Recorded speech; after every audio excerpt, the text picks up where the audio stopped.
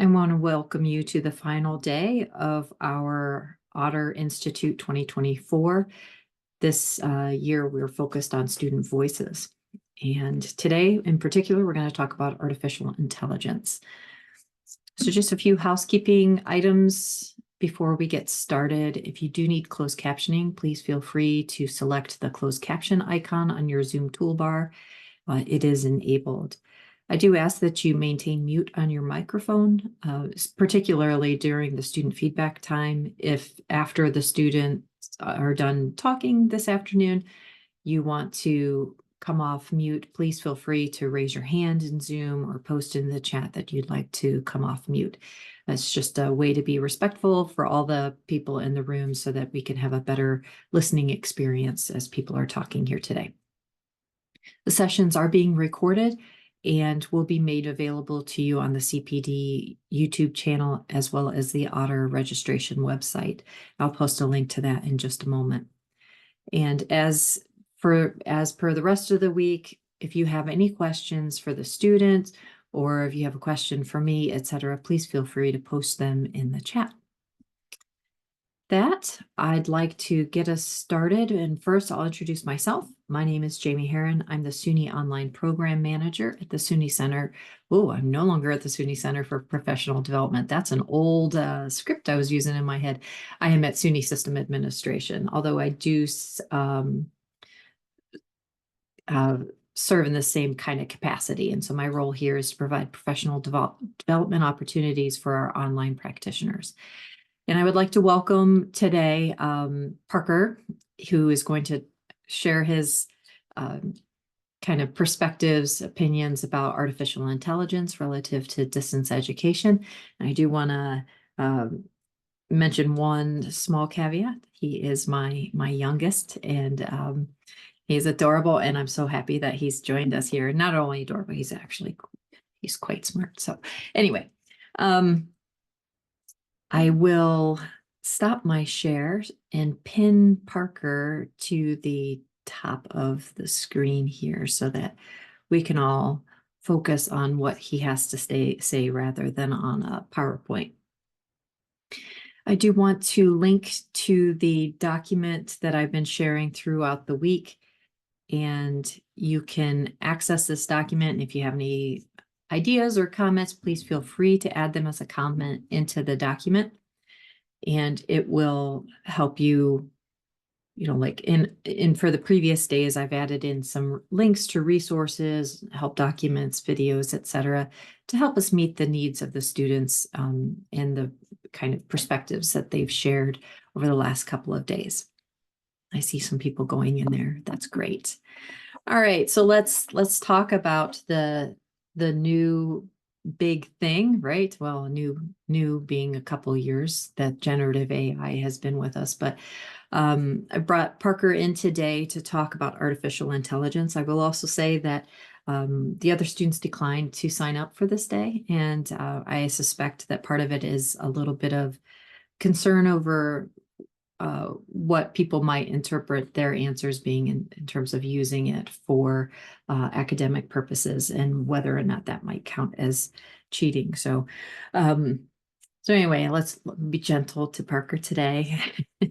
So anyway, the question that I'm going to start with today for Parker is, how do you feel about the use of artificial intelligence in your online courses or in courses in general, Parker? Oh, well, I gotta be honest with you, until like last week when I heard you on a meeting talking about it, I had not considered that. I don't know, it never really occurred to me that you guys would be using it. I don't know why. It seems kind of obvious, but I don't know that anybody actually thinks about that, like my peers anyway. Um, so I don't know. I feel like most people would probably be fairly open to it. I don't know that personally. I think even though me being here is better than nobody being here, but I'm probably not the best student to ask because I specifically do not use AI. Um, but I know a lot of people do. Um, I know I see a lot of people on campus using it, a lot of people in my classes using it. So I do feel like most people would probably be okay if I feel like if they understood why it was used and how it was used, they probably wouldn't really care. Okay, so in terms of faculty using AI, that seems to be a non-issue for you and in your opinion, maybe some of your counterparts. Um, can you speak to what you see other people using AI for in the classes? And you don't have to, like out anybody, but if you want to say like what use it, what how it seems to be using, it's listening and taking notes for people, et cetera. Like what are the ways that students? Um, yeah, I haven't seen that. I've mostly just seen people with like Chat GPT open, mostly from like snooping. It's, it's, I don't know, like I'm none of my friends that I know of, I've never seen them use it, but from seeing over other people's shoulders, it mostly seems like they're using it to like say you're doing an assignment and there's something that's not super Googleable. You know, like I was doing something for art history this morning. I've never taken an art history class before. I don't know what I'm doing. Um, and there was something that I did not find in the textbook. I was like, I don't know what this is.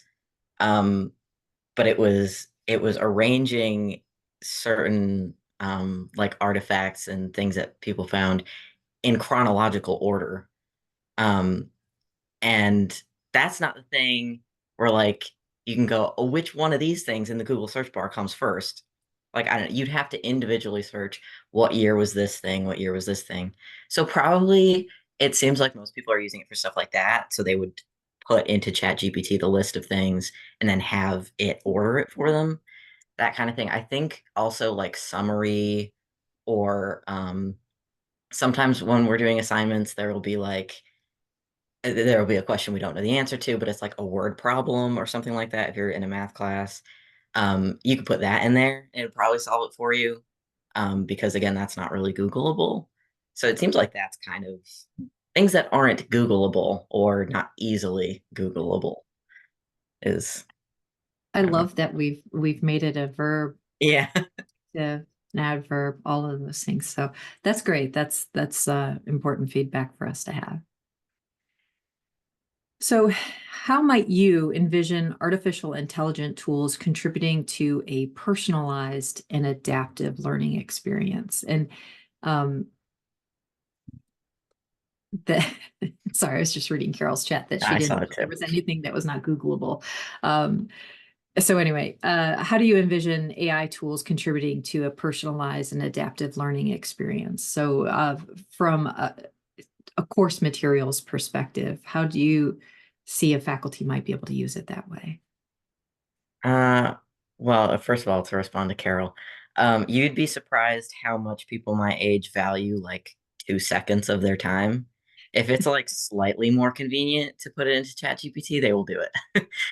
Um, but yeah, I honestly hadn't thought about it.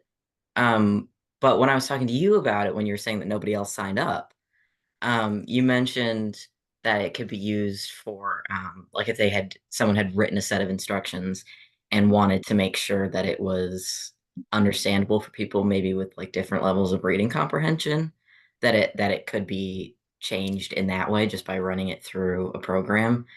So I do think that's really helpful, especially, if like at my school, I go to Binghamton, if you weren't here on Monday, but we have a lot of international students, and obviously they speak English or else they wouldn't be here. But a lot of times, I think, especially in some, like, I don't know, maybe math or science courses where maybe like they don't know some of the words, like some of the specific terms for things because they know them in their language.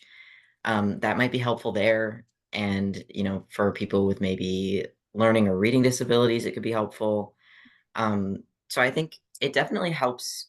I feel like it could help you guys reduce the strain of kind of personalizing your teaching because um, college classes are fairly large, and I imagine it's much harder to reach out to everybody and make sure that they're all on equal kind of footing. So I do think. you know, recognizing that you have limited time and limited resources to do that, I feel like it could be helpful. I don't have a problem with that. So Great. So you're right. You might be not be the best person to ask you this question, but what strengths do you believe AI brings to online learning? Because that can be let's talk about from a student perspective first, and then from a faculty perspective. So what strengths do you think it can bring? um, from a student perspective, yeah, I'm a really terrible person to ask this question. Um, because personally, I feel like there's value even if you're using ChatGPT just to have it like put things in chronological order for you. I do feel that there's value just in if you're gonna look the answer up, piecing it together yourself. I do think that's valuable on its own, even if you're technically cheating.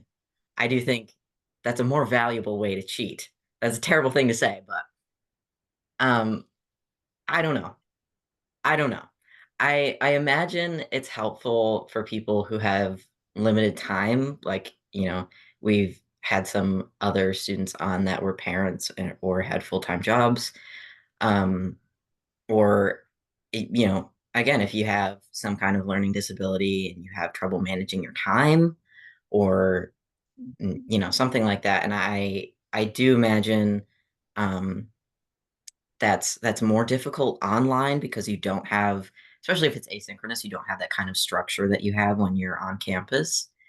Um, and particularly if you're a non-traditional student, you might not have those kind of experiences of teaching you how to learn. Like if you got your GED rather than being in person in high school, um, a lot of like that time management and organization learning comes from interacting with your teachers. So I don't know. And I did see in the comments that English second language, I do see that as being helpful for sure. I honestly didn't even think about that yet, but yeah. Great. What about for faculty? How do you think maybe faculty might, I don't know, this might be a hard question for you. You might not know what we do in terms of course development, how we prepare our assessments, et cetera. But um, maybe that's something I'll save it from the faculty perspective. We can talk about that later. And I have Robert Becker, who happens to be an expert in AI. He's going to help us a little bit later, coming up with some strategies for how we might use generative AI ourselves to create those materials. So I'm just going to skip down to the next question, in which, again, this might not be the perfect question for you, but I'm going to ask it anyway. And I'm going to say, in what ways has AI been beneficial or detrimental to your learning experience? Um, well, yeah, personally, I haven't used it, so I will speak a little bit more hypothetically here. Um, I do kind of worry, like not to be too negative, but I do feel like the the kind of beginning of the use of AI, like on the daily for people my age, um, mixed with COVID related learning loss and like social skills loss, is a pretty bad combination. So I've definitely noticed a lot of people in my classes that will ask questions like, um, they just said that like 2 seconds ago, actually, and you weren't listening. Or like, where do you expect us to get this information? Or, like what sites should we be looking on? Like, I don't know, Google it, like look it up, use your brain, perhaps. I don't know, not to be rude, but I do kind of worry that that kind of basic seeking out information and piecing together information um, is maybe getting lost. There can be arguments made for why that doesn't really maybe matter.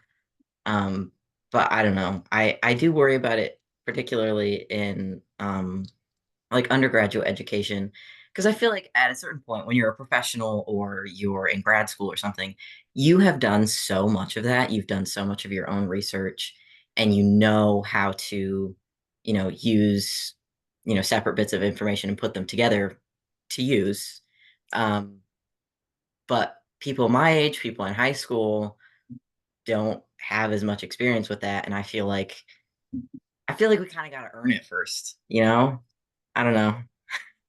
Yeah, I think that makes a lot of sense what you're saying. I think what I'm pulling from your comments is that uh, for those of us who are we've already earned our degrees, et cetera, we're teaching, we've already had to learn how to identify where information comes from, evaluate its validity, et cetera, find out then the next step where to when we're researching, et cetera. And so for us using AI, it's just simplifying some of the procedures and the collation of information that we've already done by hand.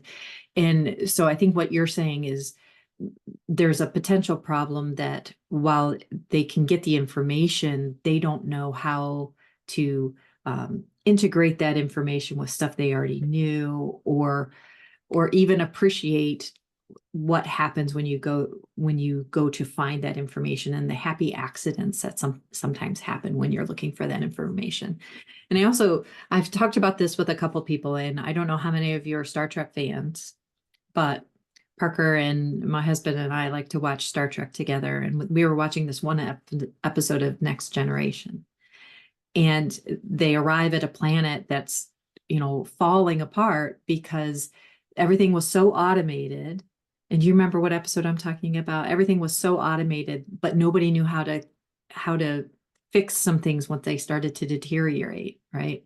And because they were so used to everything being so easy and delivered to them, that something else behind the scenes was making it operate, that they don't know how to make it operate. And I think that's kind of what you're saying. And I wish I knew the name of the civilization I was talking about, but I only have a vague memory there. So maybe Tim will help me. He's a Star Trek geek too, but at any rate, but I think that's what you're saying. Like, we need to have a foundation of understanding and learning before we should really dive into using tools to make our lives easier. Yeah, I think I kind of like to think about it like um, before sixth grade, we weren't allowed to use calculators Mhm. because you got to learn math first. Because if you don't know how math works, then how are you going to know if, like, your calculator, you type something wrong?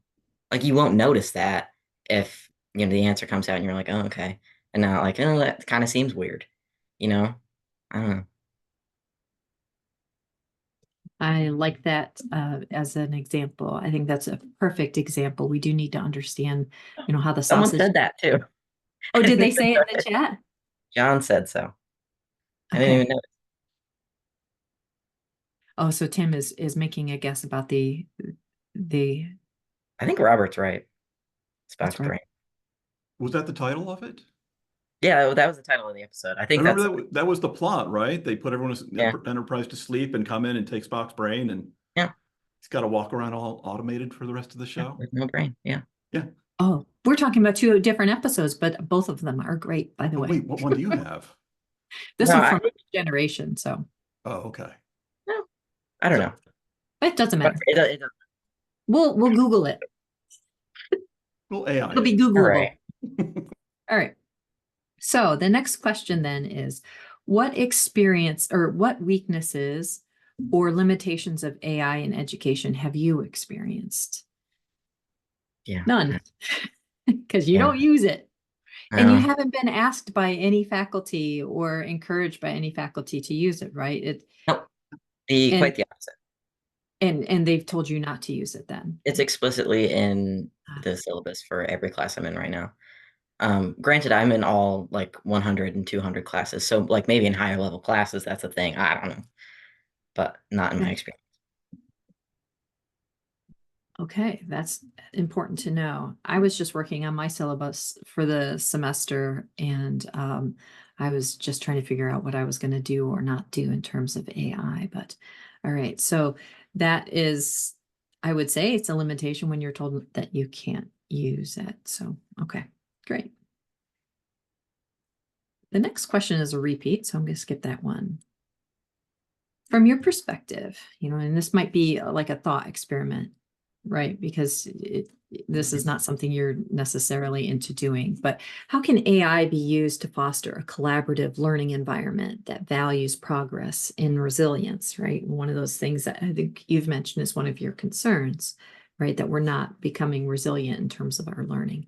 Where do you see opportunities for AI to improve online learning? Yeah, I mean, it's certainly a thought experiment thing, but um, like I said earlier that I stole from you, I can definitely see it as being useful in online learning and helping um, kind of personalize and better suit the needs of the students. Again, especially because a lot of fully online students are non-traditional and might have needs that differ from your traditional students. Um, so I do think in terms of community, I don't know. I don't know how to answer that question. That's okay. It's a tough question, and it's even tougher when this is a technology that is generative AI, that is a technology that's relatively new, and you're not allowed to use it in class. I mean, it does make it a little Yeah, challenging. I do think that I think generative is an important keyword because I don't know that there are technically any rules in the syllabus against using it for like summarizing things.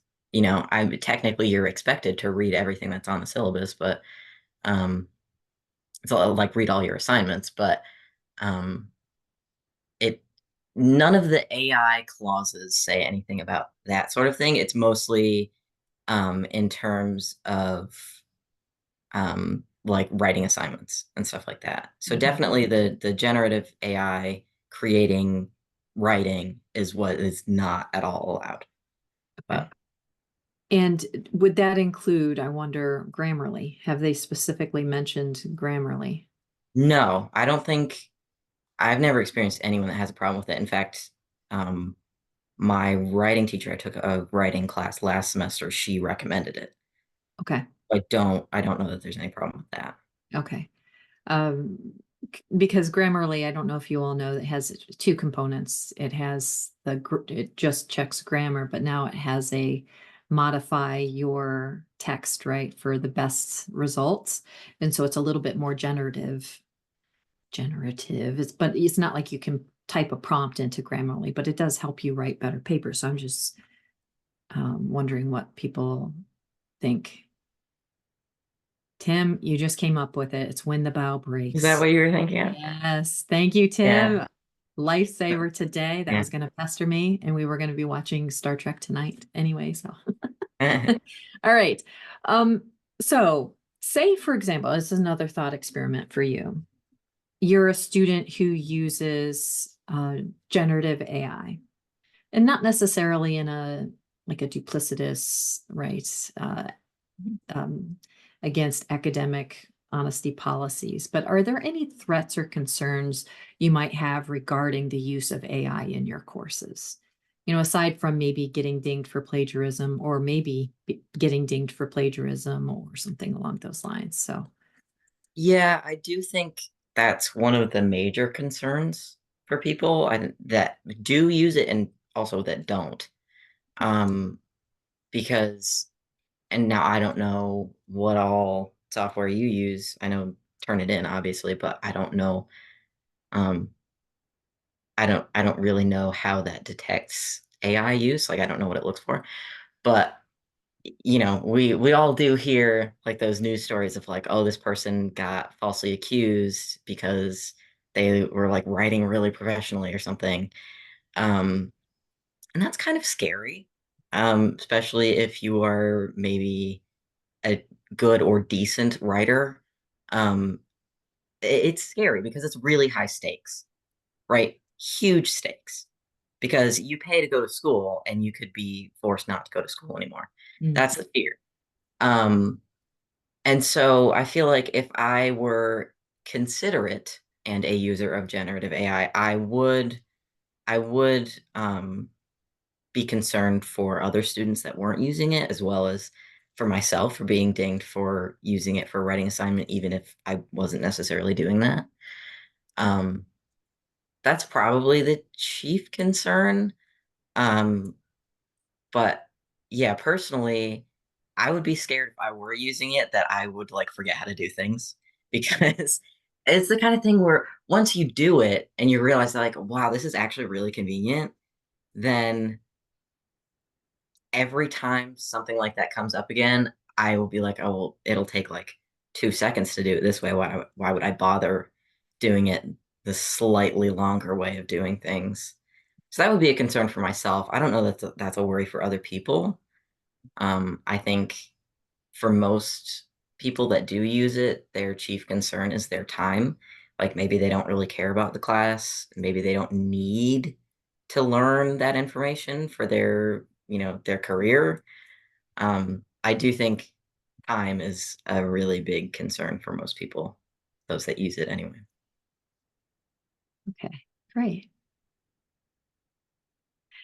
I think that's really, those are some really good points. And it's not just that it's a potentially as a, what's the word I'm looking for? Uh, I was about to say a word that I shouldn't use anymore. We don't want to use the word handicap, but it's you're using it as a crutch, and therefore you're not learning the actual tools, just like using the calculator example. Yeah. Also, but I think there is a legitimate fear of students being identified incorrectly using AI, because we also know that those AI detection tools fail a lot, and there hasn't been a good tool that's been developed that is foolproof. But um, so I guess my next question to you would be kind of relative to artificial intelligence, and it's a little bit tricky for me to ask this question, but outside of AI and just talking about technology in classrooms, have you ever faced a technological barrier that impacted your learning, and how are they addressed? So what I mean by this is, was a third-party tool required and it wasn't user friendly, or were you asked to get a piece of software or hardware that wasn't supported, et cetera? So has that happened with you in your learning? This happened 2 times this morning. Oh, 2 times this morning. Um, okay. yes, conveniently, it's the beginning of the semester and everyone's figuring out textbooks and stuff. Okay. Um, one of my classes, there's a textbook that comes with kind of an add-on software for uh, like mini quizzes, sort of. It's called Inquisitive from W. Norton. Um, but I rented the textbook, an ebook of the textbook from the school library. And I was told that if you rented it from the school library, it would come with access to the software. And no, it didn't. It only does that if you rent it from the publisher, not from the university library. And I don't know if you can return rented textbooks, ebooks. So I don't know. I have to call the university library or go in. Um, but I had to buy access to the software for $20 more after I spent $80 for a 180-day rental. So that sucked. But um, anyway, the other thing was another textbook that, thank God, didn't cost any money. It was an open source textbook. Um, and this wasn't a problem for me. Um, but yeah, tell your parents, huh? Um, He is but telling me right now. yeah, I am. I was gonna complain about it tonight anyway. So anyway, um, the other textbook was open source, but um, the way we had access to it was an EPUB file. And I use Calibra library to read EPUB files. I don't know that most people know what that is or what an EPUB file is. Um, just because why would we ever, like, there are very few circumstances in which most people would use that. So it would have been helpful to get it as a PDF, or access to a site that had it as a PDF. Um, and yeah, those are pretty much the only things I think important to keep in mind technology wise. You might think that the things that you know about technology, your students know, because we were born in this century and we were raised with, not to be mean, sorry, but like I was gonna say 2005, but not everyone is my age. So Right, right, right. anyway, um, but you would assume that we would know a lot of things because we were raised with like iPhones and stuff. As exactly the opposite of true. We probably know as much as your parents do. We probably, like, when it comes to things on PC, like file types, um, Mm. downloading stuff, thumb drives. No, apps, sure. Uh, yeah, folder path, yes. Like nobody knows that. Nobody knows that. We didn't get computer classes. They assumed we knew things, and we don't know things. So that is very important to keep in mind. Like, we know how to use our little MacBooks, and that's about it. So, if you have something with an EPUB file, and no, they did not include any information about that. Um, yeah, maybe say how to read it, or give access to a third-party website that they can put it through to read it. That is really helpful. I think we talk about that all the time, that your generation are digital natives. And I think a lot of people in this room right now are Gen X, maybe a few boomers, but for the most part, we're Gen X and millennials. And um, we, even millennials, still understood some of the again, like that example you were giving, like, you know how to use technology on the surface, right? And we had to learn how to build things up a little bit, Yep. understand how it worked behind the scenes, and now your generation doesn't. So we also then have to not assume that they know what we know, and hopefully kind of translate. And I wonder if AI would help that. So if you knew that you had, like, I am a Gen X faculty member and I'm giving this information to my Gen Z, is that what you are, Gen Z? Yes. Yeah. Gen Z students, um, translate these translate these instructions for someone from Gen X to Gen Z. And I wonder if that might help. But I think we make this assumption because like, if I ask you a question about, this is getting a little personal. So if I ask Parker a question about something on my phone, he's like zip, zip, zip, zip, zip, doop, Yep. doop, doop, doop. And his fingers are moving so fast on my phone. I was like, I have no idea what you're doing right now. But were I to ask maybe him to zip and extract files, he might not know what that means. But right. So we I just know how to unzip. I don't know how to zip. yeah, there you go. So I think Yeah. that's just a way for us to be mindful that we have different sets of knowledge about technology. And um, there you go. Okay. AI can help us do it. Yeah, Lisa, exactly. Yeah, I do really think that's a good point because it isn't something obviously that I thought of a couple minutes ago when you asked me this question, but Yeah. now that it's come up, I do think that's helpful because one of the things I've run into, especially at the beginning of semesters, is I'm not entirely sure what it is, but um, people my age seem to need really, and especially those younger than me. Um, I was in a class with people 2 years younger than me my last year of high school. It was nightmarish. I had to drop it. It was terrible. Um, but we seem to need really clear step-by-step instructions, and otherwise we'll be like, "Well, where do you expect us to find that?" Or like, "Wait, which like folder is it in?" I don't know. So it that could definitely be helpful for, you know, could you clarify this set of instructions? Could you make it more explicit Yeah. how to do this? Because honestly, sometimes when you're writing instructions, it seems so obvious to you, that you can't even consider imagine which parts of those instructions might be confusing for Right. people. So especially if you're doing stuff with third-party software, stuff even just on Brightspace, um, or anything that might involve going a little bit out of the ordinary routine of things, to avoid a flood of emails, that might be very helpful if you would consider doing that. Yeah, I would agree 100. And John, you were the one actually who gave that idea to me earlier this week, saying that you use AI to rewrite assignment instructions. And I think that's a good one, and we might have to talk about that more in depth in just a couple of minutes. So that was all the questions that I have for you, Parker.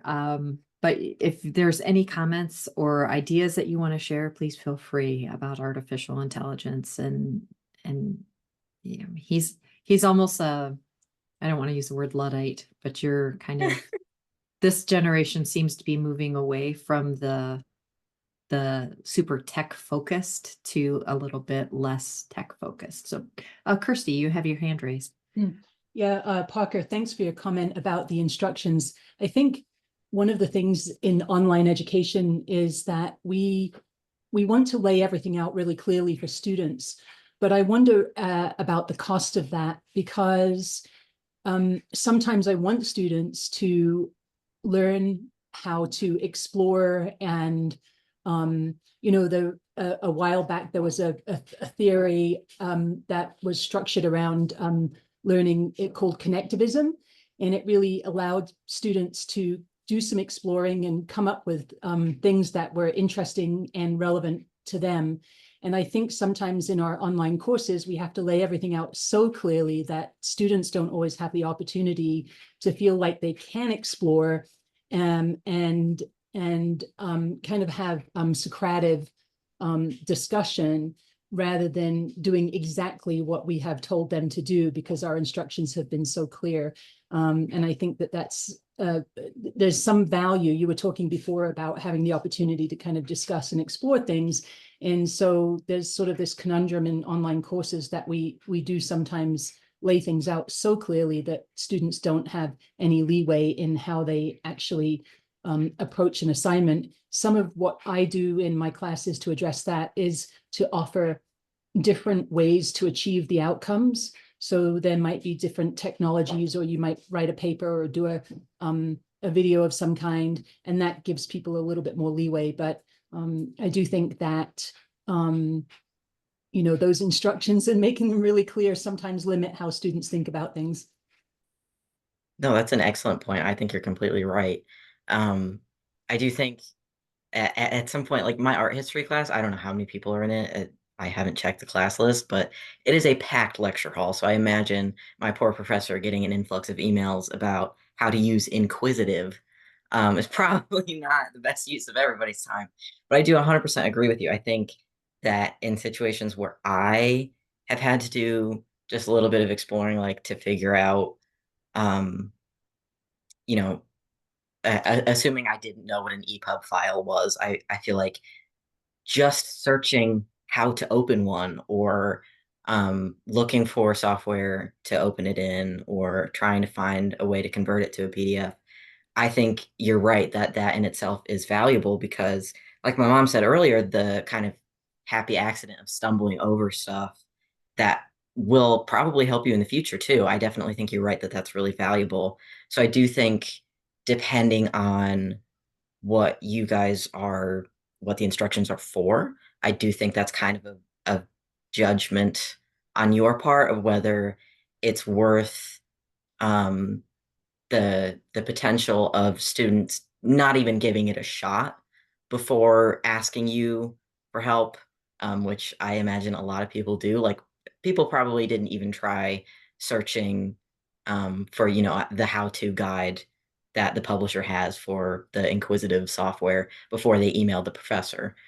Um, so it's kind of up to you guys, depending on what you're doing and how big your class is, whether you want to deal with that, um, or like you said, it's a very real problem. Deal with the issue of your students probably not really taking some of the real life hard skills that they could take from that experience away. With, not being able to get that. So That's great. So do we have any more questions for Parker before Robert does? Hey, Parker, how you doing? I'm good. How are you doing? Good. All right, that's not my question, okay? Okay. All right. Well, you gotta raise your hand again then. Oh, darn, okay. Fair enough. Fair enough. Oh, Jamie, this is your kid. Okay. So yeah, so I got just a, just want to pick your brain a little bit. I want you to remember for my generation, pass is a complete sentence. So if there's something you're like, I don't feel comfortable answering, just say pass. Okay. Um, but I don't want to, if I go there, it's accidental. Okay. I'm just trying to clarify. So your main reservation with AI is the higher order thinking, not getting a chance to develop that, correct? Yep. Okay. For the most part, The part of it. yeah, I think aside from like, if you're talking about writing assignments, aside from, where is it getting that data from, I like IP issues and also with art, which is not relevant to this, but Okay. yeah, those are my two biggest issues. Okay. Okay. I'm just curious. I'm comparing it to what I've been seeing in running trainings for faculty. I'm comparing Okay. your view of AI and their view. And I have run across a lot of faculty who are they have reservations about pressing the button because, they're like nervous about the consequence of it. You ever, Interesting. yeah, yeah. It's like they're afraid to just get started because they don't know what rabbit hole they're going down. They don't know what information is getting shared, that kind of Oh, idea. interesting. Yeah, yeah. So I was wondering if you would run across that, or is that like, no? I mean, for me personally, I do worry, like I said before, like now that I can use a calculator, I really would have to think about it before I was able to do long division. You know what I'm saying? It's probably harder now than it was when I was in fourth grade. So I do worry about that kind of same progression, Mhm. but I don't think that most people my age have concerns similar to what you were saying. I think it's like, oh, that's a thing. Do I have to pay for it? And that's kind of the yeah, Okay. that's the worry. So I Okay. don't know that there's a lot of thought going into that. Cool. All right. Can I raise my left hand now? Yeah, Yes. yeah, yeah. Go Okay. ahead. All right. So follow up. So you later on mentioned the idea of getting really clear instructions from the faculty, because you wanted that line of do this. What do I do next? What do I do next? What do I do next? Mm. I want to see if that kind of ties into something else I've seen in faculty. One of the fears, another fear I see in faculty, or not fears, a reservation, is just what's called the tyranny of choice. And the tyranny of choice is there's 1,000 things on Netflix, and I can sit there all night just surfing and never pick anything to watch. Hmm. Okay. So I guess my question is, have you ever been like, okay, well, maybe I'll sit down with AI, but where do I start? What do you Mm. do with a tool that you can ask it anything, right? Yeah. So have you run across that? Yeah, not that either. Honestly, I don't think like you and I think that the faculty that you've been speaking to are putting so much thought into it. Yeah. I don't think that really occurs. Mhm. And, like not even I'm not even saying that in like a negative way at all. I No, don't no. think that people my age are thinking about that. It's just like, oh, it's just a search engine, but it's better. Okay. Um, do I have to pay for it? That's the Yeah. All right, There's cool. really not much higher thought into like, "Ooh, what are the consequences of this?"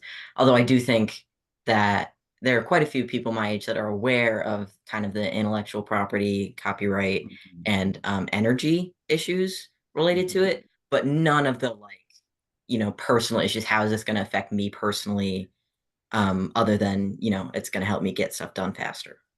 Cool, cool. Okay, no, no, thank you for the answers. No right or wrong, it just helps me understand how different people view this stuff. Yeah, Okay. thanks for the questions. I honestly it is definitely interesting to hear other people's perspectives on AI, because mostly what I hear is, other than like on the news or whatever, is people my age who all just kind of see it as better Google. So No, and that's great because I don't get to talk to people your age much, especially about AI. So, so that's, yeah. you know, that's definitely appreciated. Thank you. Great. All right, any other questions for Parker? Okay, well, as with on Monday, Parker, you can feel free to stick around and lurk, or you can head out and get what you need to get done, or you can multitask as all of us often do in Zoom. But I'm going to remove your pin here. And then I'd like to open up the discussion to let's consider, let's start two different conversations. We'll start with one and we'll proceed to the next one and talk about how we approach AI use by our students. And then we'll morph into a conversation about AI use by ourselves or other individuals in our departments or our campuses, et cetera. So as we do that, I want to thank you, Parker, so much for sharing your sharing your opinions and your thoughts, and for being gracious enough to join us today. And we'll watch Star Trek later tonight. All right. Okay, so let's talk about what our concerns are, what our preferences are, how we're encouraging students, et cetera, to use AI. What are our concerns there? What are our thoughts, preferences? And if you want to come off mute, that's great, but just raise your hand or you can post it in the chat, Kirsty. Yeah, I think this is something that I'm really struggling with. I teach pretty much just graduate students, and I'm preparing nurses who are going to be educators. So this is pertinent to me. I mean, I think in the medical world, we're bumping into many, many instances where AI is being used effectively in medicine. I mean, if you email your doctor's office these days, the chat is usually AI, and it sorts through your email to determine whether or not you've got a significant problem and whether a real person should respond to it versus AI. But then when it comes to the students, you know, using it, I think my concerns are, I want to use them. It's here to stay. It's not going anywhere. But I also think that collectively in our college, we haven't figured out what we want to say about students using it. And I also think that we need to prepare students not only to understand how it is used, but then what is considered plagiarism, and the accuracy of AI checkers. I'm just not sure how accurate they are. And I've done some testing myself by putting paragraphs into various AI detectors and coming up with a really vast range of whether or not this was written by a human. And so I think the accuracy of our assessment of student work may be not as good as we would like to think it is in terms of detecting AI. So I'm struggling with this area, and our college hasn't taken a stance yet, which I feel like puts us kind of behind the eight ball a little bit. Agreed there. I will say, in terms of AI detectors not being accurate, I generated something the other day with AI and I put it into an AI detector and it had like a score of a 78. And then I wrote something myself and I put it in the AI detector and it came up with an AI detection score of 79. So it's I'll also add that I'm 100% online, so I'm not ever really, you know, engaging with the students. So we have to be, I think, creative in how we ask them to achieve the learning outcomes. Yeah. And not just have a lot of only written things. Yeah, exactly. It's almost like the switch from what we were doing a decade ago, getting people to move away from the multiple choice questions in online courses, right? Because it was so easy to cheat, and now we're having to shift back to being careful about what we're prompting students to write, so that it can't be used as easily within AI with generated AI. So, oh, thanks, Robert. That was very nice.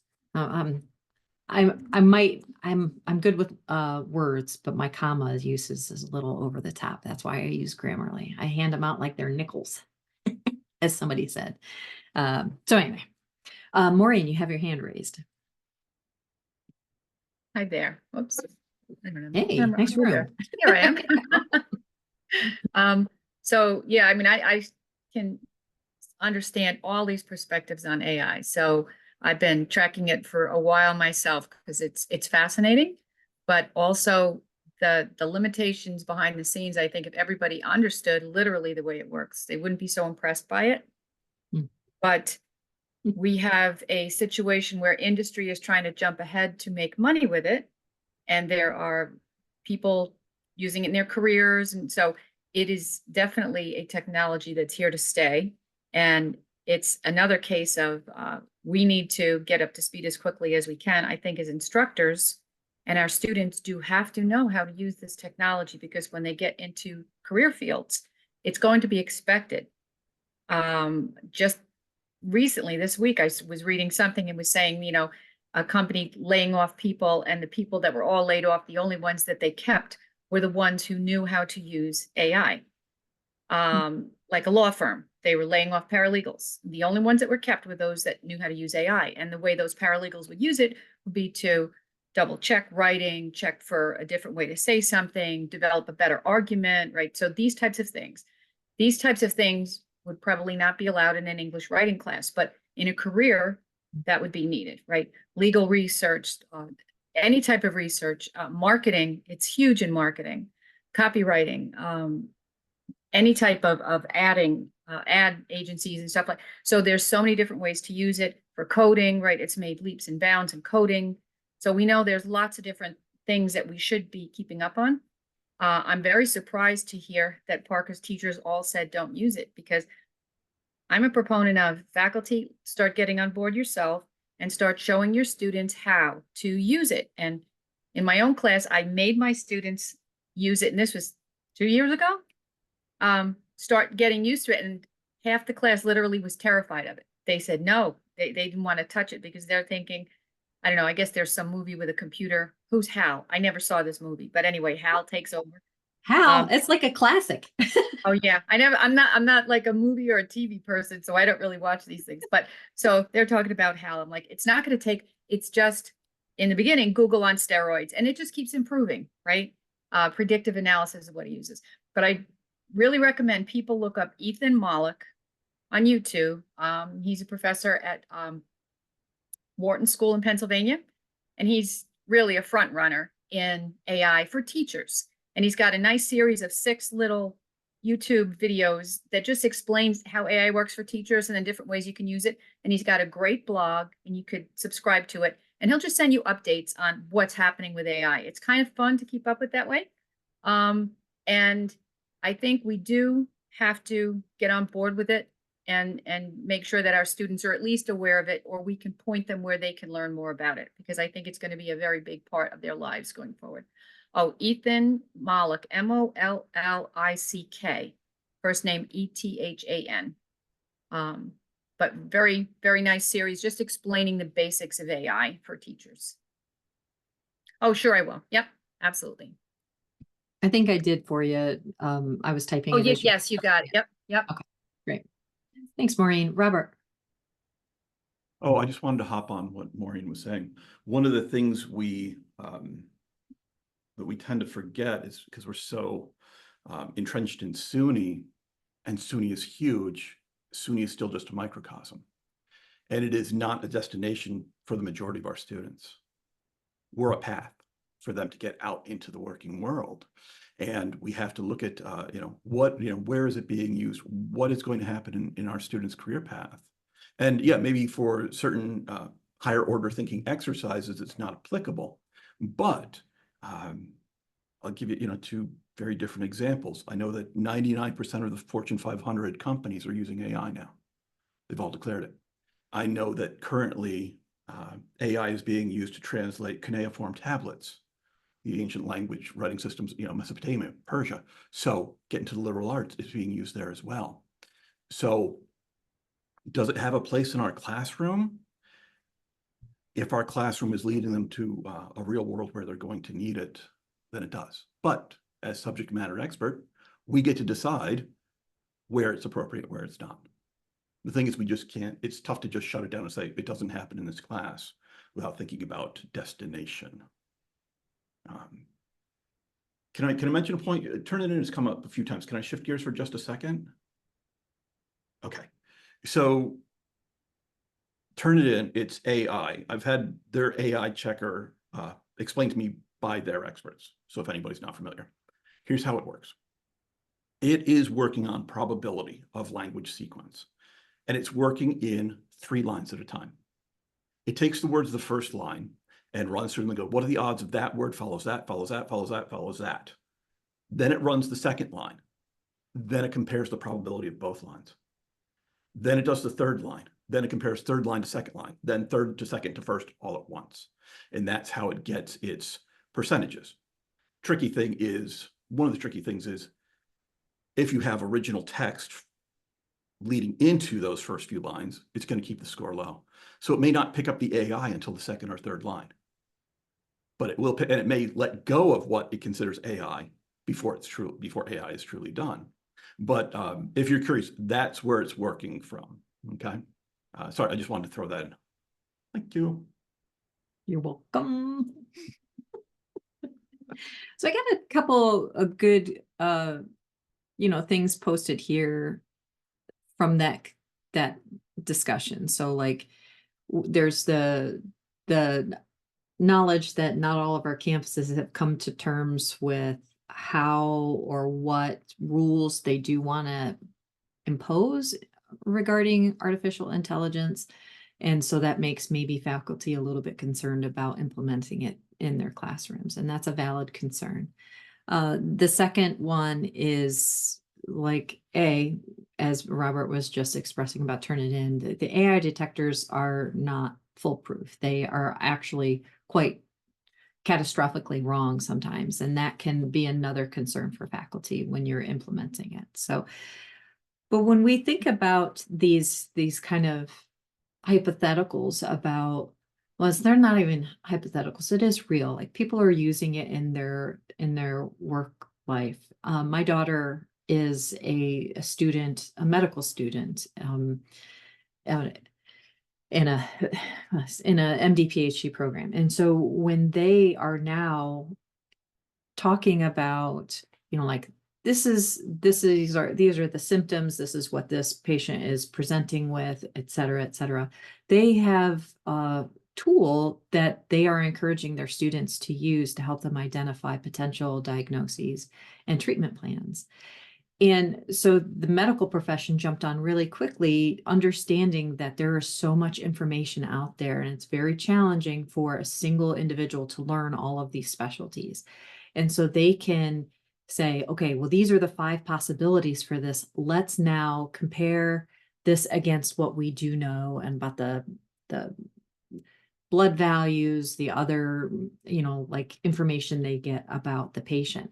And so the med school is teaching them, you still have to know this stuff, but this is going to help you kind of weed out some impossibilities and just give you a list of your most likely things. And it doesn't mean that's what the diagnosis is going to be. They're still teaching them how to think critically about those, but they are implementing it in their teaching practice.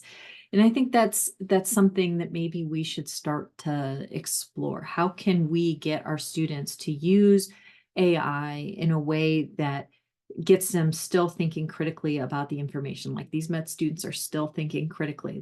The AI is not diagnosing anything or coming up with a treatment plan, but it is helping them narrow the scope. So Tim, you have your hand raised. This is getting a little bit into the weeds, but something I've tried to maintain for myself, specifically with regard to this, where a super developed, specialized field is using these tools, there's a certain amount of tool-assisted or machine-assisted, just traditional functional search slash basically lowering down the results based on your criteria that is not AI, but it's being marketed as AI. And when you are trying to understand AI, it can be helpful if you are able to kind of narrow down, like, is this what we call AI, which should be basically the generative, we can produce the shape of information, and the quality of the information is just based on how common it is and how right or wrong people in your data set are, versus things where it's traditional computing, you don't have a training model in the traditional sense, but it's just a tool-assisted thing that can hold a whole bunch of data and narrow down stuff. The more you understand the difference between those two, the more insights you might get to how appropriate or inappropriate one might be versus the other. But it's real hard when it's being marketed deliberately to conflate them, because you're like, they're selling AI. We gotta sell AI. We're an AI company now. We're cars, but we're an AI company. Just worth mentioning. Yeah, I think that's a good point. I think that we've been using artificial intelligence today as a really broad term, and we know that there are really specific ways to think about it. Like, we've been using AI for years and years, but generative AI is relatively new, and I think that's what the scary thing is. And okay, sorry, I was just reading Maureen's post, but that I would 100% understanding the distinctions between the different capabilities and uses for the type of artificial intelligence that you're using. All right. So maybe now we can move more towards how can we use it? How can we as faculty use generative AI in particular to be better instructors, produce better materials for our students, produce materials that fall in line with the principles of universal design for learning, or make them more accessible, or make them more approachable, understandable, more engaging, etc. So can we talk a little bit about that? Can anybody describe how you are using AI in your everyday life? Maureen? So I play around with it a lot. And one of the ways I think for teachers that's really helpful, almost leading back to what you and Parker had talked about earlier, is describing to students what they need to do. So I pretty much come from a technical writing background. So my instructions tend to be very short, very abrupt, very this. And he is right. I don't, because I'm familiar with this, I don't realize what I'm missing. So I've taken my instructions and put it into AI. You know, Pi is a fun one to play around with because it's supposed to be more humanistic or something. I play with 5 or 6 of them, but I'll say, make this sound more friendly, and then make this include this and that. And what else, if my students are first year, 100 level, community college, what am I missing? And it is very interesting what it comes back with sometimes. And sometimes it's way off the mark, but just making it sound a little nicer. And I'm like, okay, that's better. For me, it's too verbose, and I don't write that way, but I'm trying to get better instructions for my students. So it is a learning experience for me, because I'm like, oh yeah, maybe be a little wordier.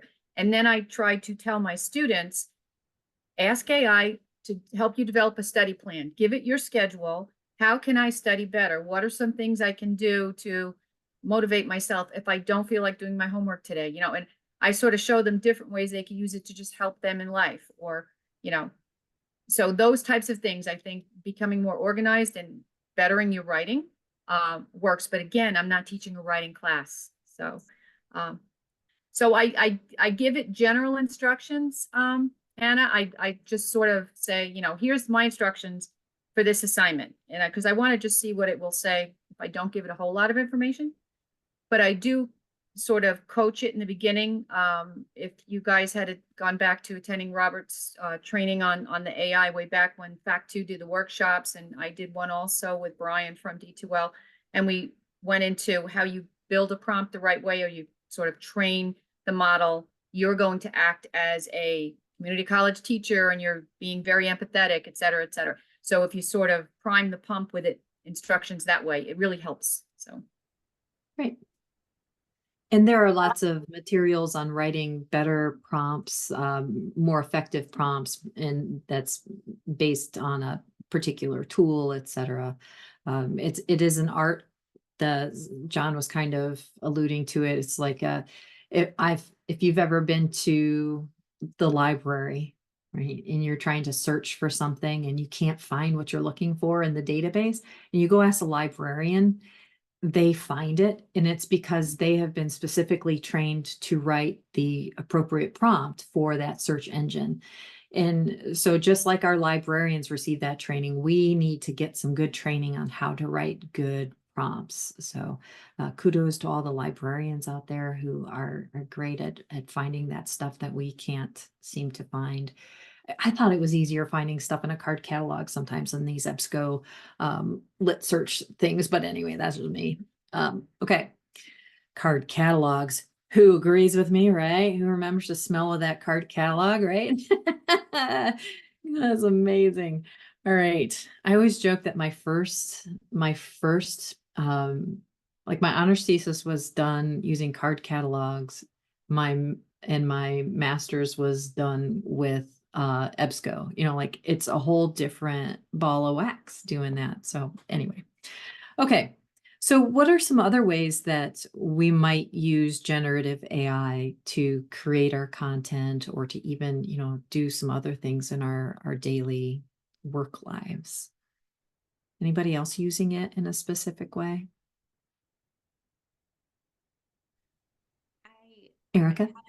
haven't, a lot. I actually have a question for you all. I'm at SUNY ESF, and because of our relationship with SU, we use Blackboard. We don't use Brightspace. So I'm wondering if Brightspace has the same tool that Blackboard does, which is when you create an assignment or are going to create a quiz or something like that, there is a kind of embedded AI tool to generate a rubric or questions for you based on maybe lesson objectives or course content that you've already put in. Does Brightspace have anything like that? Not for free. Oh, okay. They have a tool called Lumi that's coming out or is out, and it has those capabilities. So it's essentially like a plugin that you Yeah. can kind of add on top. Interesting. Yeah. Okay. So So that's something I haven't used a lot, but that we do have. yeah, and it will help, you know, say, okay, based on this, you have to generate these things and et cetera. But we'll be learning more about Lumi in the next year, I imagine, for us Brightspace campuses. But okay, sorry, Parker's heading out. And but anyway, what I was meaning to say about too, we don't have it integrated into Brightspace, but there are tools that we could use. There are AI tools that can help you generate like quiz questions. They can help you generate those learning objectives, etc. But we still do need to, of course, as with anything, we need to double check them. It's like having that faculty member who's in your department who you're like, hey, can you do this part of it? And you're not quite sure of their work yet. You've not worked with them for more than 2 weeks. So you're like, I'm going to double check this. So we just have to treat it as maybe our unreliable workmate and double check it. So yeah, it does exist. We don't have it yet. And then I just have one other thing. We may have all heard of Conmigo, Khan Academy. They do have a AI tool for teachers, which I learned about through a different avenue. And we do kind of consider that or think of that as maybe a K-12 space. But this teacher tool, I'm going to put it in the chat. I was can just too. choose the level. And college is an option. So for rewriting instructions, they've got like a whole kind of dashboard of tools, and you can specify college level output. So that could be helpful. I love everything SalCon, so that's great. Thank you for sharing that. Well, look at that. Amazing. Timothy, sorry. I had just kind of a little bit of a mini story. So I work at the IT help desk at Buff State. We have student employees helping us out at the help desk in terms of like phone calls and stuff like that. And we have noticed with a little more frequency that usually 1 or 2 students each kind of 4-year cycle of student employees, they have been using AI to basically try and give better answers to people on the phone. You know, they'll be kind of searching or putting up a prompt in the background, and they'll try and use that in their answer. And I would say like 60 to 70% of the time, it can help them give a more polished answer without having to have been through the experience themselves.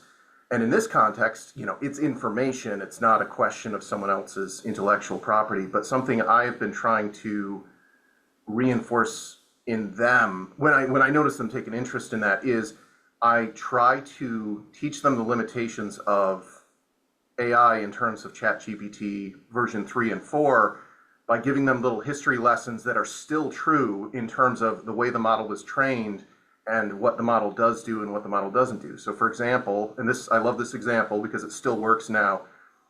For several years, people doing AI research would ask questions like, hey, how many letter R's are in the word strawberry? And for whatever reason, the AI in ChatGPT 3, and it carried over to 4 originally, would say, oh, very confidently, oh, there are 2 R's in the word strawberry. And you'd be like, I don't think that's right.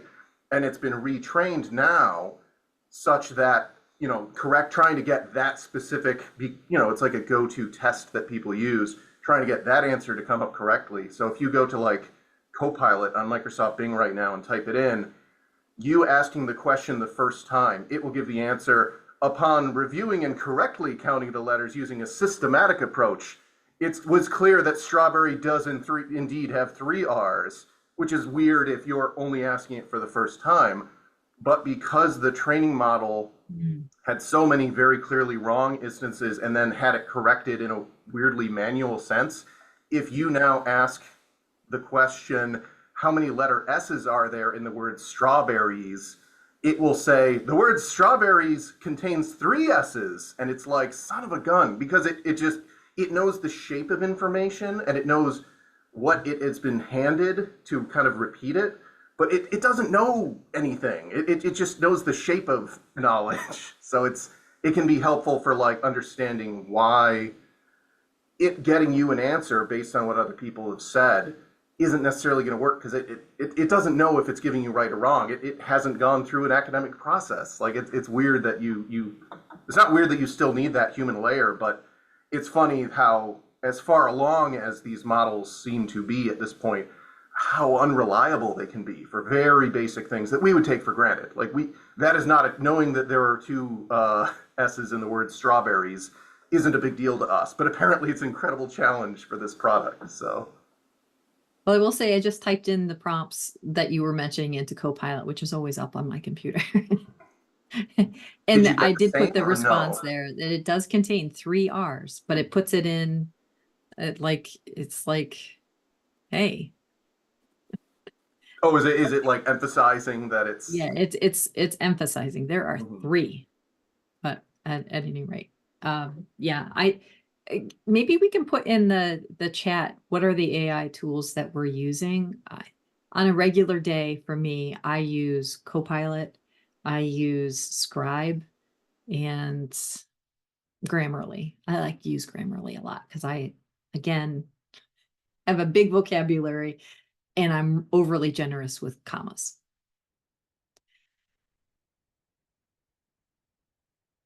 Oh, interesting. So Eric is saying, I just played around with ChatGPT asking about the Star Trek episodes and it got the wrong episodes twice. Oh, and you use generative AI for the New York Times spelling bee game. Interesting. All right. So Robert uses GPT, Copilot, Gemini, Grammarly, Scribe, Goblin Tools. Yeah, you like that Goblin Tools once, and Pi. Yeah, I stick, for me, because I use it for work, I try to stick to Copilot because that's the one that is used through our license, but and Duo. Oh, I guess I use Duo too. Perplexity and Claude. Claude seems to be a popular one amongst us in, academics. Anybody else want to admit what they use in chat? Okay. Yeah.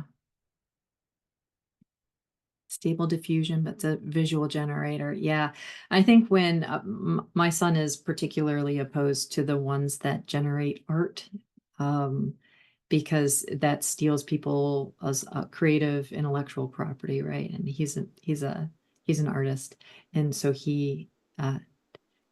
anyway. So I think they're particularly sensitive about that, of course, as they should be, right? And so, Jay, what did you say? You mentioned students using AI to develop a study plan. Have you seen this, or was it just a statement? So Maureen's saying that she did use it in her class. Okay. I think that's an interesting idea. We were talking about earlier this week about how some of the students are having to create their own spreadsheets and whatnot. And so is there a way that they could use AI to help them with that? It might be there's an AI for that. Yeah, we've used that AI link quite often there. Bren, I haven't seen you forever. Timothy, you have your hand raised? Is it still raised or is not? I got you. No, that it was specifically with regard to Microsoft Office and the Office A5 license that in general SUNY campuses tend to use for full-time students when they get the full Microsoft suite. There's an additional tier of license. I think it's weirdly just referred to as like Office Chat or something to that effect.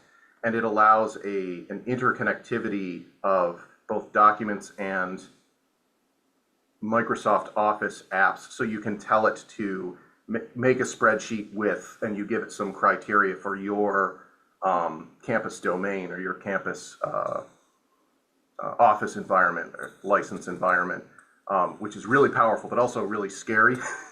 They did a sales pitch for us a few weeks back, and they have emphasized kind of being able to segment the information for privacy / security / FERPA / HIPAA purposes, and they are good about that.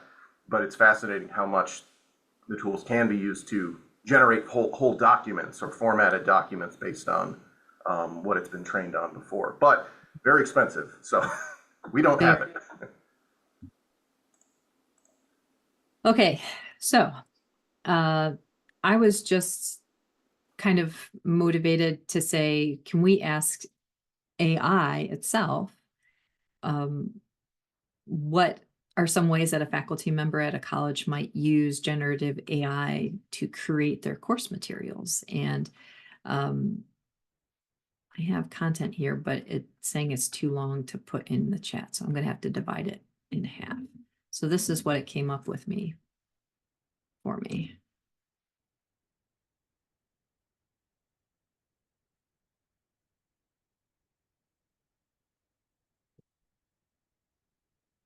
So it has things like creating content, so it can help you create lecture notes, presentations, study guides, quiz and exam questions, grading assistance, etc. So has anybody used AI for any of these things? I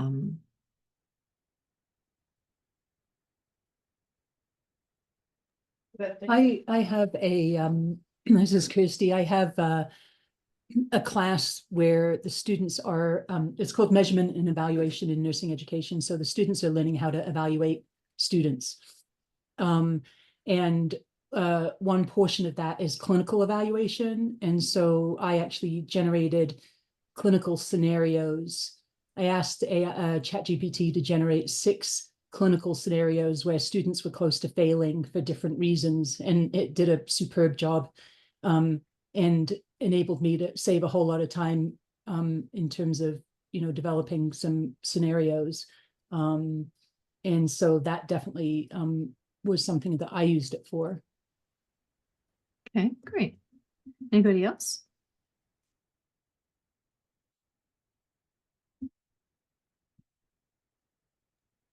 One thing I would note in that is that it added diversity in age and gender in those scenarios without me prompting it to do so.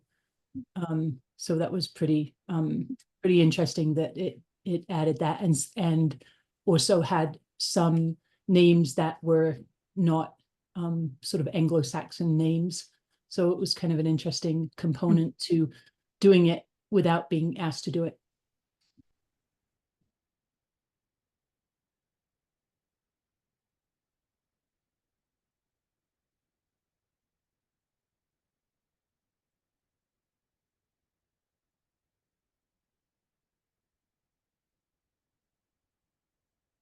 So while Kirsty was speaking, I actually took my learning objectives from one of the courses I'll be teaching this fall. And I already have assessments created. I've taught this course for years, but I put it in there and those learning objectives in there. And I said, develop some assessments that help determine whether or not students are meeting these learning objectives. And it's actually, some of them aren't bad. I might have to re-examine some of my assessments. So that using AI to help us develop those assessments might not be a bad thing to help us think outside the box a little bit than what we might be used to, what we were taught as, etc. So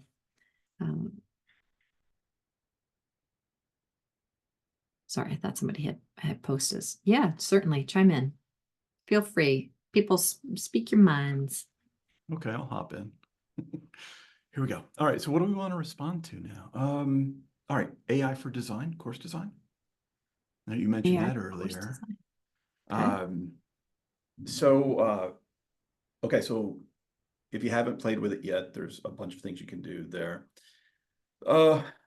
As far as your background, if you've worked with things such as backwards design or UDL or RSI was talked about earlier this week. You're really hard to hear, Robert. You might need to. Wow, that never happens. What happened there? As you sat back and started to adopt Pontificate. the professor voice, you got really quiet. I was getting comfy. It's late on a Friday. Okay, so as far as design for your course, if you are familiar with the concepts of UDL, Universal Design for Learning, RSI was spoken about in these sessions earlier this week. The concept of backwards design, working from your end goal, having your end goals and work backwards from there. You can plug those in to AI and get ideas. Okay? So let's assume you have your learning outcomes for the course already, but you want to get some fresh ideas on how to build that course. Well, you can go into something like ChatGPT and say, here's my learning outcomes. Give me, and I go with 15 just because I'm used to thinking modules or weeks. Give me 15 topics to discuss. Okay. Oh, the course mapper link? Oh, great. Thank you. And then you could go and it's like, okay, great. So you gave me a lesson topic for week 3. Give me some small goals to go with this week or with this lecture. Give me ideas for exercises. Give me ideas for lecture topics, sub-levels. You'll see oftentimes when you ask for topics, it will give you main topic and then a few bullet points. I've gone back and gone, okay, give me another sub-level of bullet points for every bullet point in here, and it'll go into greater detail. You still have to go back as a subject matter expert and go, does this work for me? Is this the best flow? But considering how much you have going on in your life, juggling classes and life in general, the ability to take AI, have all this thrown on the screen, and then you as a subject matter expert go, yes, yes, nope, nope, switch that, yes, yes. You can get a lot done before hitting, your cognitive load, before you're peaked out and you're like done for the day. So you can really dive into it and get a lot there. And again, you're in control of the whole thing. You decide, is this me or is this AI doing it? And if it's too AI, get rid of it, We talked about assignment examples. Do you want to talk about assignment examples? Yeah. I mean, that came up. Assignment examples, I'll tell you 2 that I've run across in trainings. Actually, one was through my family, one was through my nephew who went through Albany. In fields that you might not think AI works well for, he had to do an assignment with AI specifically, where take your favorite philosopher and have AI summarize it. And then his assignment was to get a screenshot of that analysis, turn it in with his commentary on what did it get right, what did it get wrong, what was it too general on. Where he went wrong is he's an overachiever, so he went in and actually made it correct instead of like showing where AI went wrong. And I'll give you a big one. One of the big areas that we see a lot of panic is in English, in writing courses, in English courses, and lit courses, where students have to create. And where was this one? This was a faculty member from Jefferson. And actually, Jamie, this came up when we were in Jefferson doing trainings. Yeah, back in the old days. During one of our breaks, I was talking to one of their English instructors, and at first they were kind of like, well, I don't know what to do. It's like, my assignment is it just does my whole assignment. And then over some discussions, like, well, wait a minute. You can give the basic prompt to AI, and the student will submit a screenshot of its response and what they think is wrong with it and what they plan to do next. Next level assignment, give it the new refined prompt. What did it do to the story now? What errors do you see in the story? So it's tricky because they're not using their creative mind. They're not using their imagination enough, or as much as they would, but they are learning about structuring, and they are learning to discern what they like and what they do not like. Okay. I mean, so I've seen some really interesting ideas. That's just a couple right there. That's great. Thanks, Robert. I put those in the document there. I think it's important for us to recognize that if we're going to teach them how to use AI, we could use it to generate an assessment that kind of sneakily, like the example with the philosopher one, sneakily makes them maybe learn more than they had intended to about that philosopher. So like, yeah, you have a report now, but there's stuff in there that can't be right. It will not be right. And you have to pick through everything. And that might be more learning and work than if they had originally generated something on that philosopher. So it's kind of sneaky. It is. That's the tricky thing of having a policy for your course. Where it's like, yes, use AI, but we're going to be open about it. Yeah. So when you use AI, you have to provide me with the prompts that you used and the output, and then you have to show me then what you did with that output. And so that's a way of saying, hey, I know that you use it.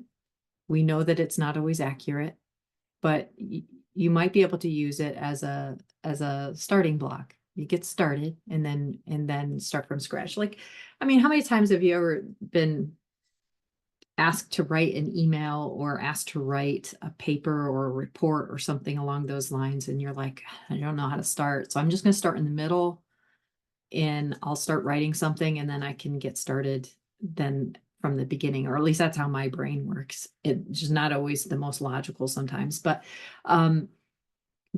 sometimes that AI jumpstart might be enough to get us making those materials, emails 1,000%, letters of recommendation even.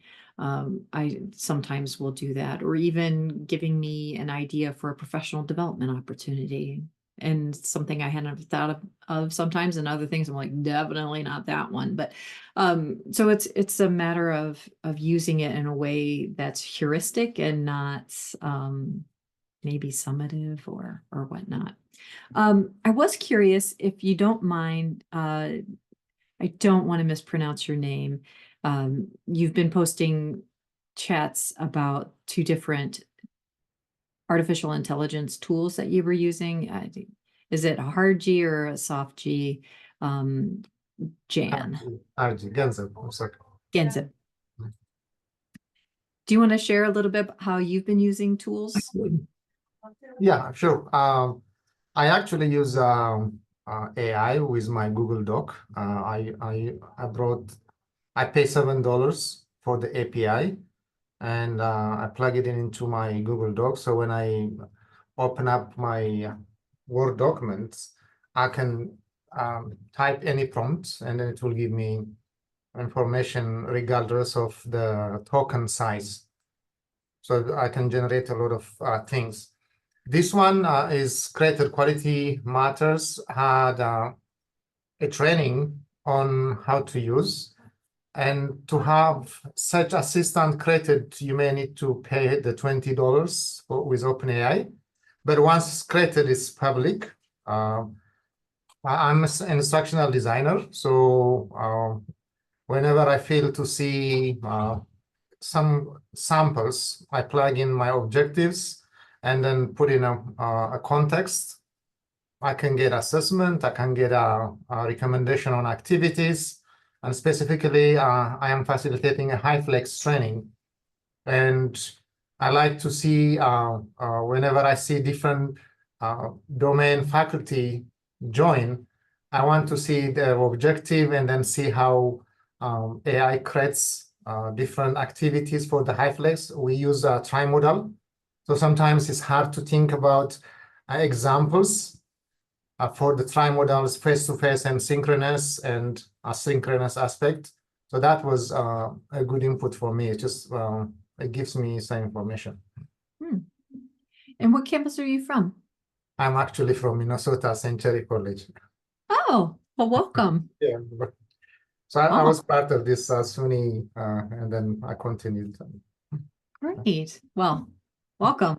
It's always nice to have people from outside SUNY here. Do you use Brightspace too, or? Yeah, D12. Yeah, you guys moved to D12 too, yeah? Yeah. 2 years ago, Yeah. I've suppressed it. It was a big lift for Robert and myself. We did a lot of training, so we have some PTSD there. But anyway, all right. So any other ways that people are using this in their courses? And then I'm going to ask a question that I asked last week, and this is what made Parker think about that last week, was that I asked if people cite when they use AI to develop or create content. And I asked this in particular because I just did a refresh of the faculty asynchronous modules in Brightspace for faculty. And in it, when I redid them, I used a Scribe AI, which is a tool that saved me. I can't even express how much time it saved me in generating how-to documents. And a lot of them are linked actually in this Google Doc here. But I also used Grammarly to adjust my writing, right? Or Robert's writing in some cases, because he did a lot of most of the original content for those modules. And so I expressly put the use of those artificial intelligence tools in the course information to let people know that I used that, and not that I feel like that wasn't our material that we were creating, but it was definitely augmented, enhanced by the use of artificial intelligence. So if you are using it, what are your thoughts on citing your use of it?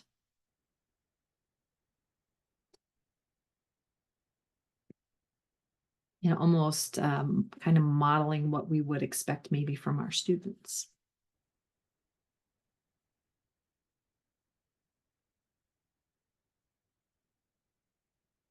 I got it, Robin. There you go.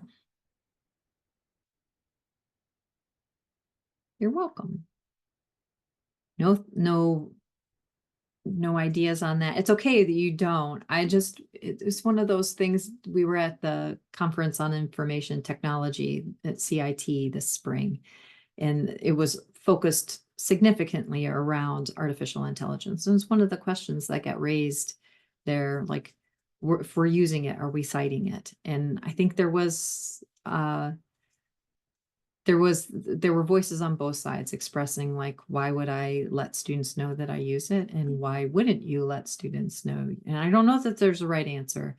I wanted to put it out there. Oh, Parker's back, by the way.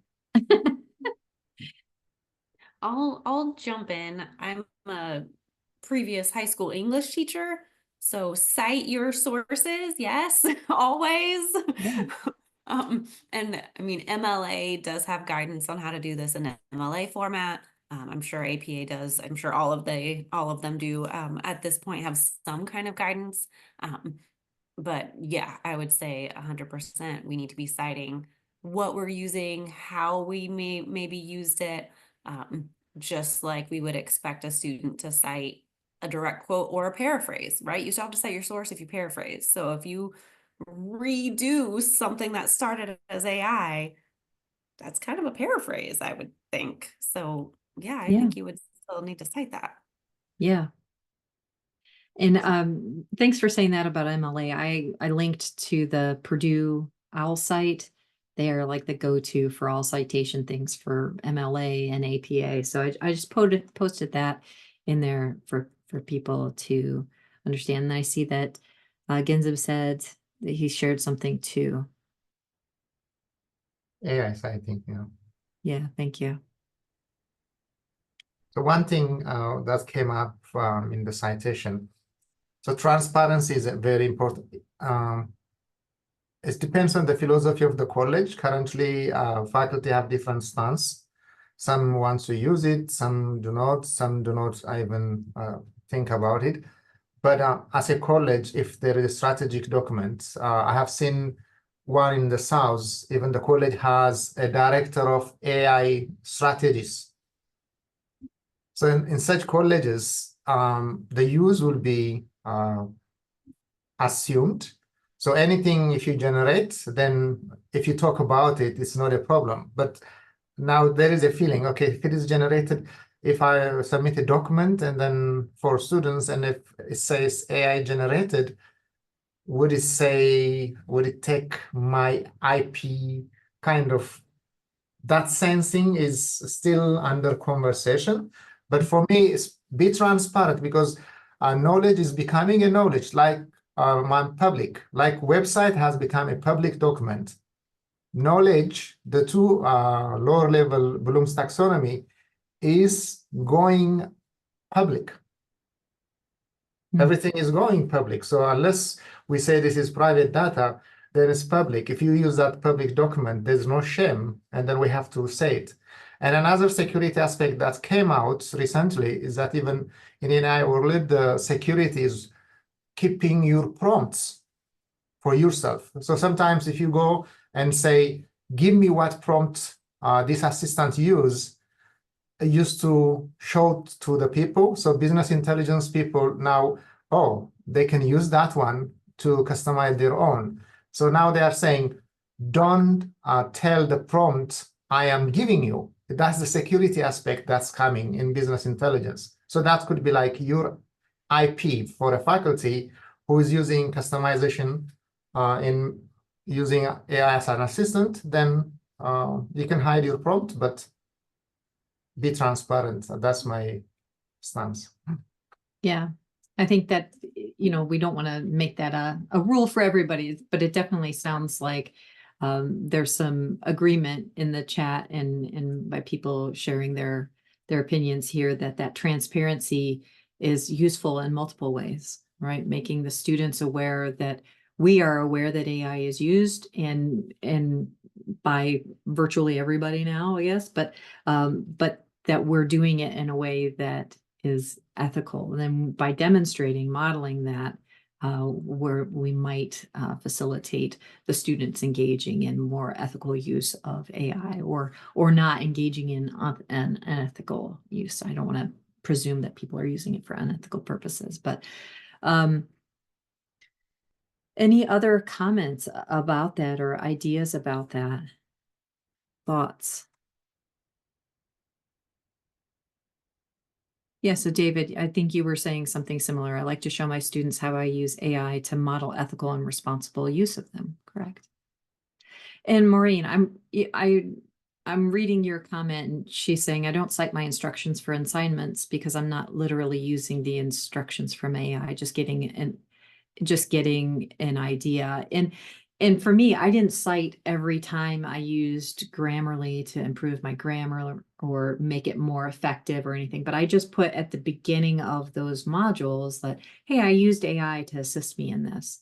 And maybe that's sufficient for the things like you're talking about, Maureen, those cut and dried instructions. That's not really, like, it didn't come up with this assignment for me. It modified instructions that I gave it. So I don't know, maybe it's a spectrum, and you decide what level AI did, how much work AI did for you, and how much, if that were a colleague, whether or not you would cite them in the generation of that. And if that's the case, if I handed a list of instructions on how to make a peanut butter and jelly sandwich to my husband. And he modified it, you know, just changed the order and maybe added 2 words. I'm not sure that I would cite him on that, but if he completely redid it, I'd be like, well, my husband came up with this list of instructions on how to create how to make a peanut butter and jelly sandwich. So maybe it's the level. Yeah, why not, Maureen? Doesn't hurt. They know then that you used it to help you create some content. As long as it's Jif. 100%, Jay. Absolutely. Jif peanut butter smells the best when you open it up. OER Creative Commons. Can you say more about that, Kenza? Since the resources are becoming public, for example, OER, if they allow you with the Creative Commons license, you can basically copy the whole textbook and modify and make it yours. And your name comes up, but you say, okay, I modified this one. Yeah. And the change that is happening could not be that much significant, actually. You just contextualize it. So the same thing can apply with the prompt and then also the information we provide.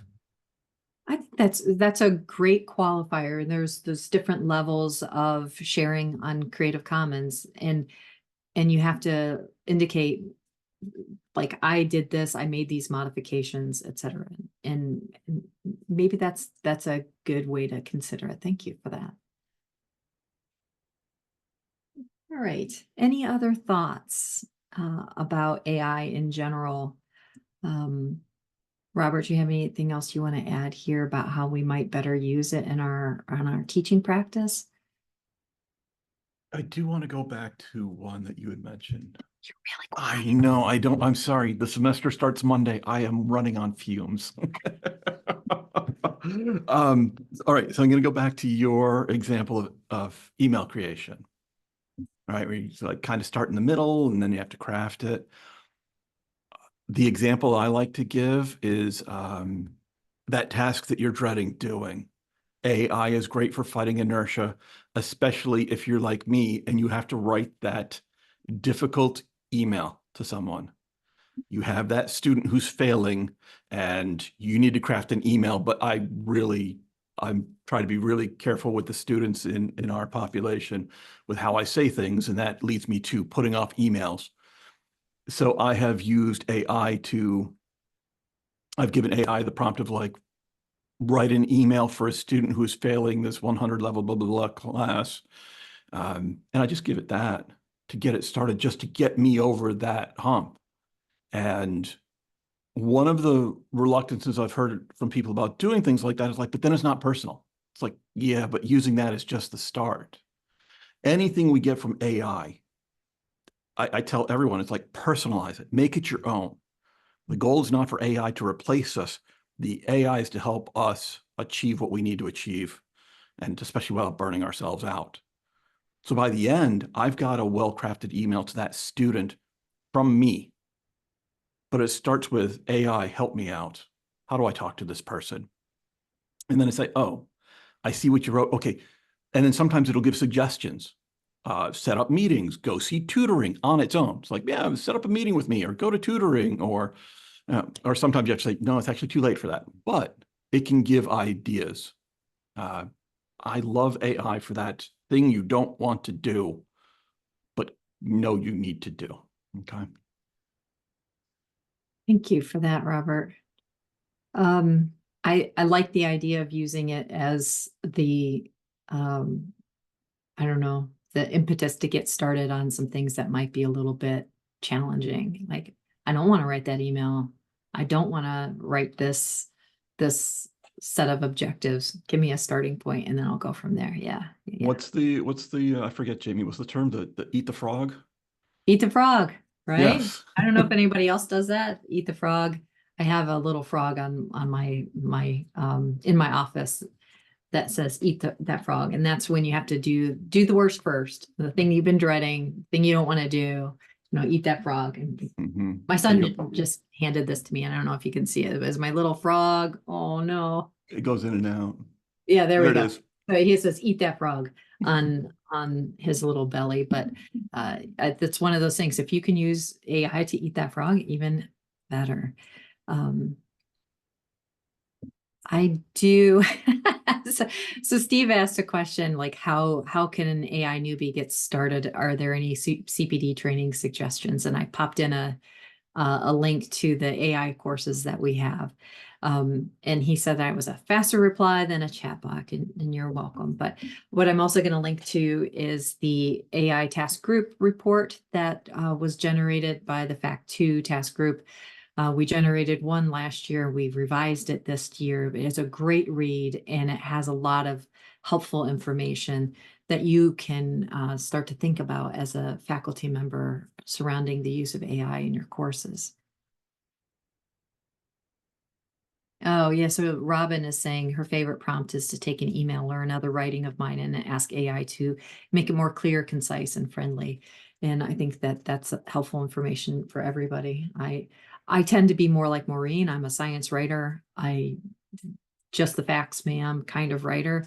And so sometimes I have to say, help me expand this, because you're agreeing. Like, I don't understand how somebody could make what I would consider one paragraph into 2 pages of text. And that's a skill I don't have. So AI can help with that too. Just as for somebody who prefers to write those 2 pages, AI might be able to help them to cut it down into more like a science writing, just 1 paragraph, just the facts, man. Yeah. Ooh, Bren, nice. Use it to compare and contrast software tools. I actually used it to compare the Brightspace Classic versus the new view of Brightspace, and it came up with some really good ones. It came up with some absolutely incorrect things too, by the way, but at any rate. All right, well, I can see things are winding down a little bit, but I did want to mention I'd be, like, my goal at SUNY is to provide as many free opportunities as possible. I came from a community college originally before I came up to SUNY system admin, and I understand shoestring budgets all too well.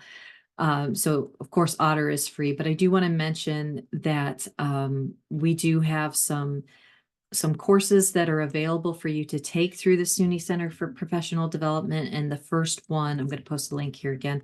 The first one focuses just on what is AI. And to Tim's point, and I think Genzeb's and somebody else mentioned, there are levels to artificial intelligence beyond just generative AI. And it does help for us to understand the distinction between those different levels.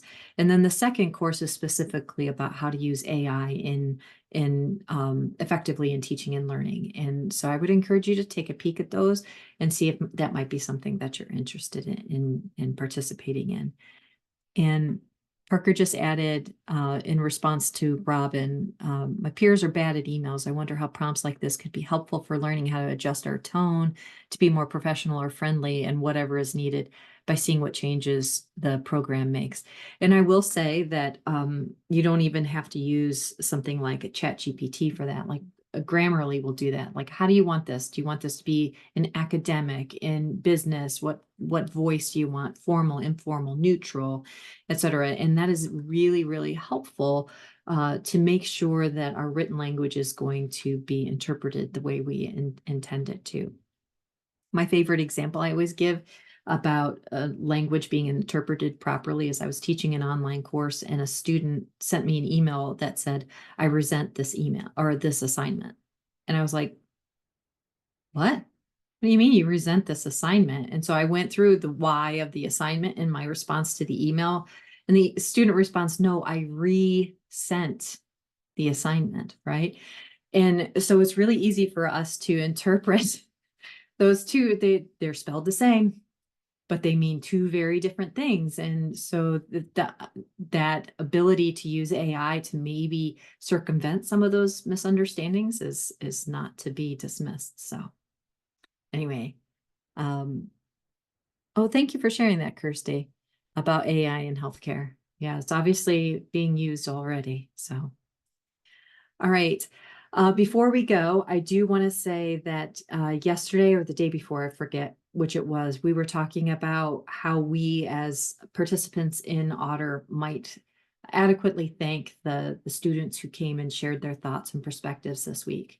And as part of that, I've generated a letter that I'm going to share in the email that has links to the videos, but we'll also have a link to a survey about your experiences with OTTER this year. So there'll be 3 different things in that email. You should get it mid to late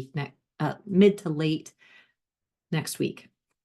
That's terrible. I need AI to rephrase that for me. But anyway, as Robert has said, it is Friday after a long week. But if you would like to participate in that and add your name as a signatory, I would really appreciate this. I think that if we have names from all across the state, as well as now from Minnesota, was that where Ginza was from? That might be nice for them to add into their packet and have that. So yeah, exactly, Julie. We want to be as demonstrative of that deep appreciation as we can. All right. So I'm gonna stop the recording now